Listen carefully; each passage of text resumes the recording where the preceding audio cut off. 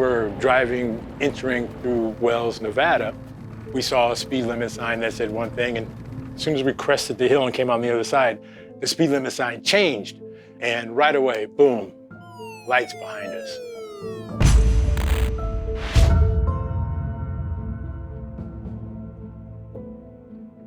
So Scott pulls over and we're sitting there. The police car door opens behind us and flashlight comes through the back window. And he spends a little time back there, you know, shining a light on both back of both of our heads. And instead of the police officer coming to the driver's side like they normally do, the officer came to the passenger side where I was sitting. And he shone the flashlight in the window. And I noticed when he did that, his hand was on his gun. I put the window down and he asked us where we're going and what we're doing. I'm just sitting there looking at his hand on the gun. Scott answers and, you know, says that, you know, we're just driving from Salt Lake to Reno and, you know, whatnot. And so the police officer tells us to get out of the car. I get out of the car, put my hands on the hood, very roughly frisked. He puts me in the back of the police car. Since Scott was driving, he told Scott, follow me back to, you know, the police station. I'd never been in any trouble with police before. I'd never been in the back of a police car. I was scared.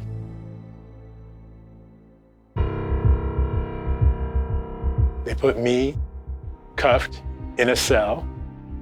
They put Scott in another cell, but Scott, who I didn't mention, is a white man. Scott's not cuffed. Basically, they just let us sit there for a while. Again, this is 3, 4 in the morning now, and I'm getting more and more nervous. And then after a while, the police officer, I hear him go to Scott's cell. I can't see him, and he says to Scott, and I hear this, and I can remember this plain as day. He says, "You get out of here and you drive away." You know, I don't know what was the intention of that law enforcement officer, but I can imagine it wasn't good. I can only be incredibly thankful because Scott was like, I'm not leaving. I'm not leaving without Michael. And the officer repeated it. He said, get in your car and drive out of here.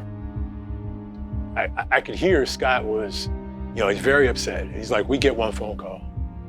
You know, we get one phone call. The officer gave Scott a phone call. And you have to remember, this is 1983. It's not like you could pull out your phone and you have all your contacts and everybody at your disposal. Thankfully, Scott remembered the number of the gentleman for whom we were pulling the trailer. And this guy happened to be a very high-powered attorney in northern Utah. So Scott calls, again, it's now like 4 in the morning, wakes this guy up, tells this guy what's going on. I can hear one side of the conversation. And the guy tells Scott, you know, put the police officer on the phone. So Scott gives the phone to the police officer, and again, I can't hear, but the guy is reading the police officer the riot act because the trailer that we were transporting was his. So he's reading him the riot act. Gives the phone back to Scott, hangs up the phone, tells Scott, you sit here. A couple hours pass. Guy goes back to Scott's cell, says, we'll let you out of here. He lets Scott out. They come over to my cell. I'm still cuffed. They uncuff me. Don't say one word to me. And, you know, I look at Scott and Scott looks at me and we walk out of there. We get back in the car. And then once we get out of that town and we get, you know, 10 or so miles away, we pull over and I just broke down. I didn't know what was going to happen to me. I just broke down. We didn't really talk about it after that. And it's interesting because just a few years ago, I went back to Logan, Utah. Our coach at the time got inducted into the school's Hall of Fame, and Scott was there. And I see him, and we hugged, and the first thing he says to me, remember how scary that night was? You remember how scary that night was?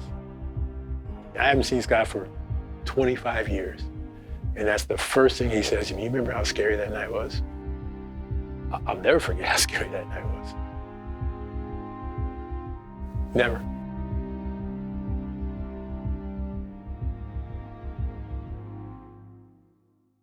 I'm Michael McCullough, and this is The Truth.